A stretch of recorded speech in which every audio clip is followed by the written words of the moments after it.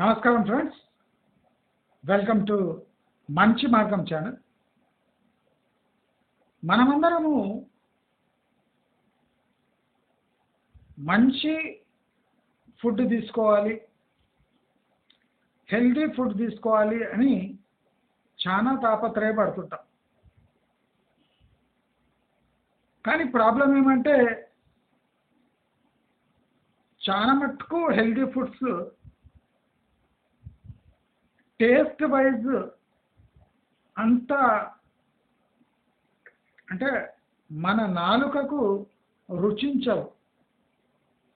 ఇప్పుడు రాగి సంకటి లేదా జొన్న రొట్టె అంటే జొన్న రొట్టెకు కాంబినేషన్ ఉంటే కానీ జొన్న రొట్టె దిగదు. లేదా జొన్న గట్క లేదా ఈ పాలిష్డ్ చేయని బియ్యము లేదా కేరళ రైస్, బాయిల్డ్ రైస్ అంటే ఇది హెల్త్కి మంచిదో. పండ్లు చాలా మంది పండ్లు తినరు. దానికి రీజన్ ఏం చెప్తారంటే కాస్ట్లీ, మాకు పండ్లు తీపి నచ్చదు అని చెప్తారు. కానీ ఎక్కడ పోషక విలువలు ఎక్కువ ఉంటాయో దానికి అది ఆ రూపంలోనే తీసుకోవాలి. అయితే మనమందరము మన నాలుక చెప్పినట్టు వింటూ ఉంటాం. ఆ నాలుక ఏం చెప్తుందంటే నీవు పౌష్టిక ఆహారం తీసుకోవాలి అంటే ఒక షరతు ఉంది. ఆ షరతు ఏమంటే నీ పోషక విలువలతో పాటు నాకు నచ్చేవి ఆ పోషక విలువలతో పాటు పంపిస్తే కానీ నేను కడుపులో పంపలేను, అవుట్ రైట్ నేను బ్రెయిన్కి చెప్పి రిజెక్ట్ చేపిస్తా అని నాలుక చెప్తూ ఉంటుంది. అయితే మనము నాలుక మాట తరచూ వినాల్సి వస్తుంది. అలా మనం వినే ప్రక్రియనే పచ్చళ్ళు అంట. అయితే అన్ని పచ్చళ్ళు మన శరీరానికి హానికరం కాదు.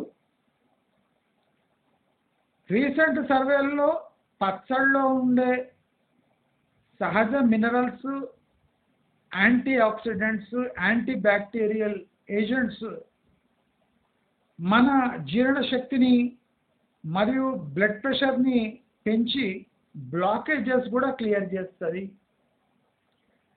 అల్లము వెల్లుల్లి పేస్ట్ ఉన్న కారణంగా అది ఒక పెద్ద పసుపు అల్లం వెల్లుల్లి పేస్ట్ క్యాన్సర్ని కూడా అంటే దాన్ని స్టాప్ చేస్తుంది అని ఒక వినికిడి.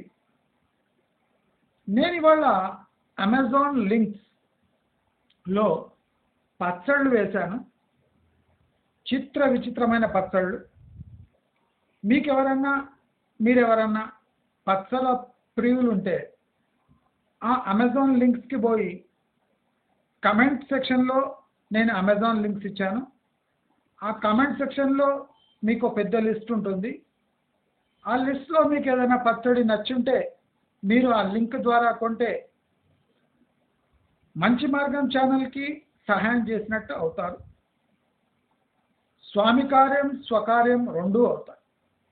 అయితే మనం ఇవాళ టాపిక్లో వస్తే అసలు భూమి భయపడుతుందా లేదా భూమి భయపెడుతుందా? అసలు ఇప్పుడు భూమి పరిస్థితి చూస్తే భూమి భయపడుతుంది. మనం చేసే కబ్జాలు, మనం చేసే ఆక్రమణలు, మన దురాశ ఈ పట్టణం చుట్టూండే భూములకు ఒక శాపంగా మారింది.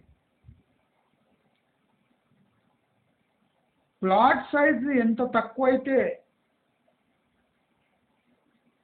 దాంట్లో అంత తక్కువ డిస్టెన్స్లో బోర్స్ పడుతూ ఉంటాయి. ఫర్ ఎగ్జాంపుల్ ఒక 500 yards ఒక 10 plots ఉన్నాయనుకోండి, బోరు ఒక 400 గజాల డిస్టెన్స్లో పడుతుంది. అదే 100 గజాల ప్లాట్ ఉందనుకోండి, ప్రతి 100 గజాలకు ఒక బోరు పడుతుంది.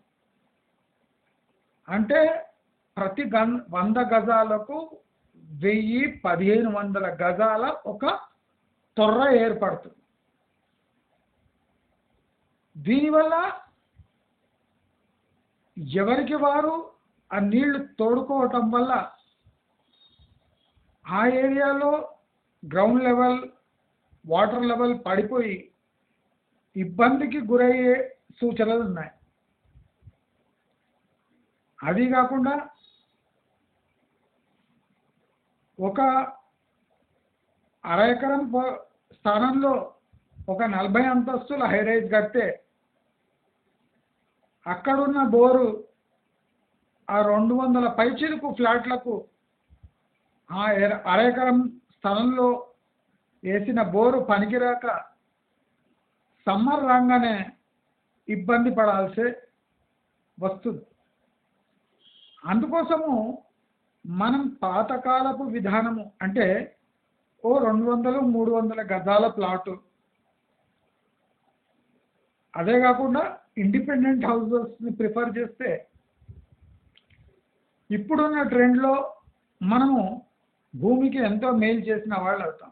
కానీ అది ఇంప్రాక్టికల్.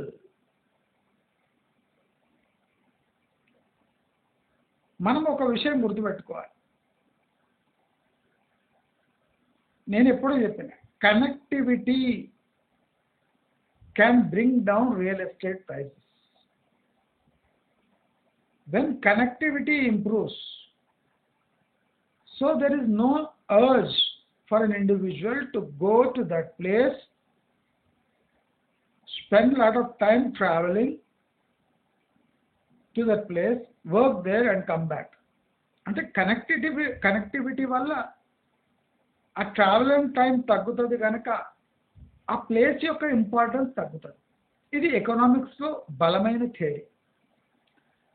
కానీ మన రియల్ ఎస్టేట్ వాళ్ళు కనెక్టివిటీతో పాటు ప్రైసెస్ పెంచుతున్నారు. ఇది మూర్ఖత్వం. ఎందుకంటే చాలామంది రియల్ ఎస్టేట్ వాళ్ళు చవటలు దద్దమ్మలు కనుక వాళ్ళకి ఏ థియరీ అయినా రియల్ ఎస్టేట్ పెరగాల్సిందే. ఈవెన్ బొందలగడ్డ పక్కకున్న చూడండి, మన పూర్వీకులు ఆత్మలు మనతోనే ఉంటాయి, అందుకోసం బొందలగడ్డ పక్కకు మీరు ప్లాట్ కొనండి, మీ పూర్వీకులతోనే మీరు కలిసిమెలిసి ఉండండి అని కూడా ప్రచారం చేసే టైపు రియల్ ఎస్టేట్ వాళ్ళు. అయితే ఈ రియల్ ఎస్టేట్కి హైదరాబాద్లో ఈ దుస్థితి ఎలా ఏర్పడింది? అసలు ఈ ఎల్ఆర్ఎస్ స్కీమ్ వల్ల ప్రజలు మోటివేట్ అవుతున్నారా ల్యాండ్ కబ్జా చేయడానికి? జనాలు కష్టపడి వైట్ మనీతో ఒక ప్రాపర్టీ కొంటే ఆ ప్రాపర్టీ పక్కన ఒక కబ్జారాయుడు కొని దానికి సగం రేట్ ఇచ్చి సొంతం చేసుకుంటుంటే ఎవడైనా భూమిని ఎందుకు కొనాలి తన వైట్ మనీతో అనే ప్రశ్న గట్టిగా వినిపిస్తూ ఉంటుంది. నేను చెప్పేది ఏమంటే ఈ ఎల్ఆర్ఎస్ స్కీమ్ అనేదే స్టాప్ చేయాలి. ఈ రెగ్యులరేషన్ of properties due to government litigations and private litigations అని సపరేట్గా పెట్టాలి. ప్రభుత్వ భూమిపై మీ ఆస్తి కట్టుకుంటే దానికి రూల్స్ వేరు. ప్రైవేటు భూమి కబ్జాకు గురై దాంట్లో మీ ప్రాపర్టీ ఉండి లిటిగేషన్లో ఉంటే దాని స్థితి వేరు. ఇప్పుడు అన్ని రూల్స్ రెగ్యులేషన్స్ ప్లేస్లో ఉన్నా మనం ఏం చూస్తున్నామంటే రెప్యూటెడ్ బిల్డర్స్ కూడా కబ్జా ల్యాండ్పై, చెరువులపై, కుంటలపై కబ్జా చేసి అక్కడ తమ బ్రాండ్ ఇమేజ్ని చాటుకుంటున్నారు. అసలు Hyderabad is not a investable place. You should not invest your hard-earned money in a place where is 300% inflation in real prices. ఇప్పుడు మనం ఇన్ఫ్లేషన్ని రియల్ ఎస్టేట్ ప్రైజెస్తో ఎందుకు ముడి పెడుతున్నాము అంటే, the inflation is created by the individuals without giving the proper demand and supply economics, the economics that cannot be explained by the builder itself to the investing community. అంటే మనం ఏదైనా భూమి కొంటున్నాం అంటే దానికి ప్రాపర్ లాజిక్ ఒక builder provide చేయలేకపోతున్నాడు. ఒక భూమి అమ్ముకోవాలంటే 10 కిలోమీటర్ల దూరం ఉన్న ప్రాపర్టీని లేదా ఒక డెవలప్మెంట్ని ఆసరాగా తీసుకొని ఒక భూమి అమ్మగలుగుతున్నాడు. అంటే భూమికి ఉన్న సహజ లక్షణం, ప్రకృతి ఇచ్చిన ప్రసాదం లేదా ఆ ల్యాండ్ యొక్క లొకేషన్ యొక్క గుణగణాలను ఒక బిల్డర్ చూపలేకపోతున్నాడు. అదే కాకుండా లీగాలిటీ ఆఫ్ ది ల్యాండ్ క్వశ్చన్లో ఉన్నాక, if you use 100 marketing tools to sell that land, piece of plot or a property, it becomes nearly impossible for the person who is selling to keep aside the legality aspect of a property and keep selling it through its superficial means. అంటే పైన పటారం లోన లొటారం ఉన్న ప్రాపర్టీని అమ్మడం ఎప్పుడైనా dangerous అని మనం మన హైడ్రా యొక్క యాక్షన్ చూపిస్తున్నాయి. మనకు ప్రతి ఒక్క ల్యాండ్ హోల్డింగ్కి తన ప్రకృతి సహజ లక్షణాలు ఉంటాయి. అంటే ఒక లేక్ లేని చోట కూడా నీళ్లు నిలవచ్చు. ఒక లేక్ అని చెప్పుకునే చోట ఒక్క చుక్క నీరు కూడా లేకపోతుండొచ్చు. అంటే సహజ సిద్ధం. అంటే ఇలాంటి నేచర్ క్రియేటెడ్ షార్ట్ ఫాల్స్ని మనం అడ్వాంటేజ్గా తీసుకొని అక్కడ ఇళ్ళు కట్టుకుంటే రేపు ప్రాబ్లమ్స్ ఫేస్ చేసేది మనమే. So it is better to follow maps and at least 40-year record of a lake or a pond, so that we will lay our hands on a property which is away from all the legal hassles, and in future it should be what I call a litigation proof property. The problem with the present genuine properties is the present genuine properties are already inflated and being inflated by the builders because it has got no litigation. No litigation property is also considered a big plus in real estate market. Practically this should not happen in real estate. మనం ఇప్పుడు ఈ LRS ప్రకారం regularise అయిన buildings కూడా కూలగొడుతున్నారు. So ఇప్పుడు జనాలు LRS చేసుకోవాలన్నా భయపడతారు. ఈ చెరువు కుంట పక్కకున్న భూములకు ఎల్ఆర్ఎస్ ఎలా అప్రూవ్ అయింది, లేఅవుట్స్ కూడా అయ్యాయి, సేల్స్ కూడా అయిపోయాయి, కొన్ని చోట్ల డిటిసిపి అప్రూవల్ కూడా అయింది. సో ఈ డిటిసిపి రెరా అప్రూవల్ ఉన్న ప్లాట్స్కు మీరు లీగాలిటీ లేదు అని ఎలా వాదిస్తారు? గవర్నమెంట్ ఎలా సమర్థించుకుంటుంది అనేది ఒక పెద్ద ప్రశ్న. అయితే హైదరాబాద్ పరిస్థితి ఇలా ఉంటే ఆంధ్రప్రదేశ్ సస్యశ్యామలంగా ఉండి ఒక అగ్రి ఓరియంటెడ్ స్టేట్గా వర్ధిల్లుతున్న అక్కడ ల్యాండ్ రిఫార్మ్స్ ఇప్పుడే స్టార్ట్ అయితే చాలా మంచిది. గత జగన్ ప్రభుత్వం తెచ్చిన ల్యాండ్ రిఫార్మ్స్ని పేరు మార్చి ఇంప్లిమెంట్ చేస్తే అంటే పక్కా అయితే కానీ ఈ ఫ్యూచర్ సిటీస్ స్టెబిలిటీ గట్టిగా ఉండదు. If Amaravati can show people that whatever the land they own will not invite any future litigations. Litigation proof properties are in Amaravati or in Andhra Pradesh ani Andhra Pradesh government gana prove cheyagalite definitely investments will move from Hyderabad slowly to Amaravati, and the people who are not having faith in Amaravati, even though they are Andhra people, should feel ashamed that you should find a way out slowly. అంటే మెల్లగా అయినా అమరావతి స్థిరపడడానికి ఆంధ్రులే సహకరించాలి. ఇప్పుడు ఆంధ్రప్రదేశ్లో అమరావతిలో ఈ మల్టీరేషియల్ multilingual లేదా విభిన్న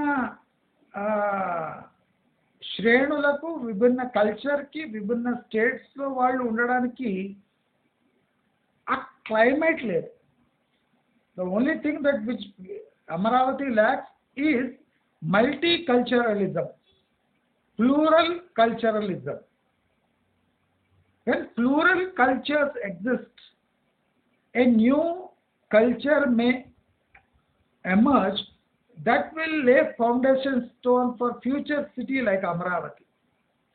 చాలా మంది ఆంధ్రప్రదేశ్ వాళ్ళకి తెలియంది ఏమంటే if they manage to change the Andhra culture, we should not consider it as a war on present culture, but you should consider it as a transformative culture which may bring out a future city which you can be proud of. అమరావతిని success చేయడానికి ఆంధ్రులు సహకరించాలి, ఆంధ్రులు మారాలి, ఆంధ్రులు invite చేయాలి, ఆంధ్రులే దానికి cosy climate develop చేయాలి, ఆంధ్రులే తమ భూమిని పొగడాలి. భూమిని అక్కడ పొగిడి వచ్చి హైదరాబాద్లో ఉంటే కుదరదు. పొగిడిన వాడు అమరావతి చుట్టుముట్టు ఉండి ఒక ఎగ్జాంపుల్ సెట్ చేయాలి. అప్పుడే Amaravati can develop into a future city. There is no question. A blueprint should be implemented where the Amaravati should send feelers around the globe and around India that Amaravati is the next happening place which can bring bounty returns to the capital invested. మన culture మన సిటీని grow కాకుండా చూస్తుంది అంటే there is problem with our culture అని అర్థం. When the state is full of natural resources like water, minerals and land, that what is stopping Amaravati from becoming a big capital like Hyderabad?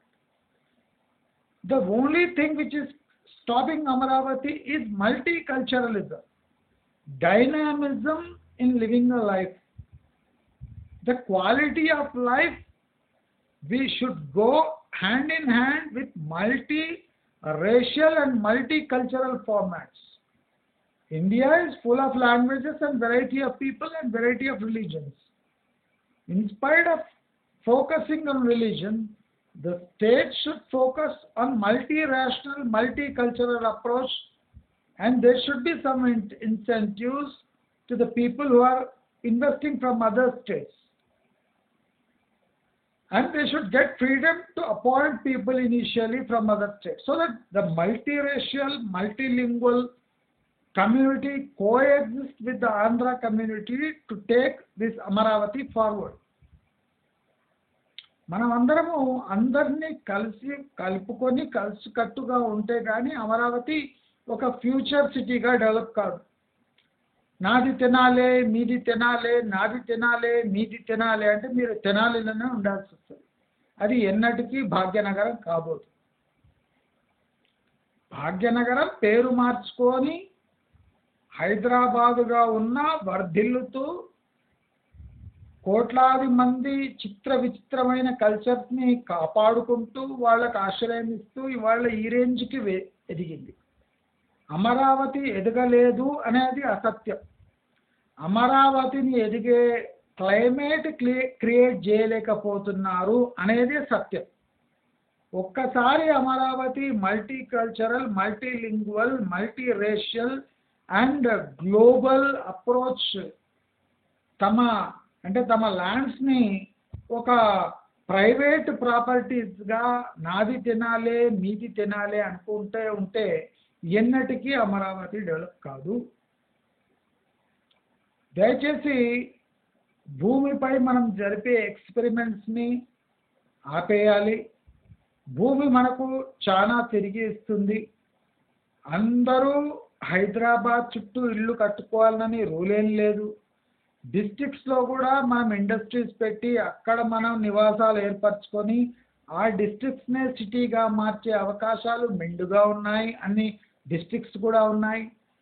So everybody who is educated should focus on starting an industry in rural areas or at least in districts to fortify a state like Telangana or fortify a state like Andhra Pradesh, which are growing and there is a chance for growth. What we need is the perfect attitude and create a perfect climate for people to settle in to your states or districts. దయచేసి మనము ఎదిగేటప్పుడు 10 మందిని ఎదగడానికి అవకాశం ఇస్తే మనకు opportunities కనిపిస్తూ ఉంటాయి కళ్ళ ముందు. కానీ మనము కళ్ళు మూసుకొని మన అభివృద్ధే అంటే నూతనమైన మంచి అభివృద్ధి అని మనమే డబ్బా కొట్టుకొని మన బాయిలో కప్పలాగా మనమే ఉండిపోతే అది మనకే నష్టం అని తెలియజేస్తూ, మీకు ఈ వీడియో నచ్చినట్టయితే లైక్, షేర్, సబ్స్క్రైబ్ చేసుకోండి. అదే కాకుండా అమెజాన్ లింక్స్ క్లిక్ చేయండి. మీకు ఇష్టం వచ్చిన పచ్చడి లొట్టలేసుకుంటూ తింటారని ఆశిస్తూ నమస్కారం.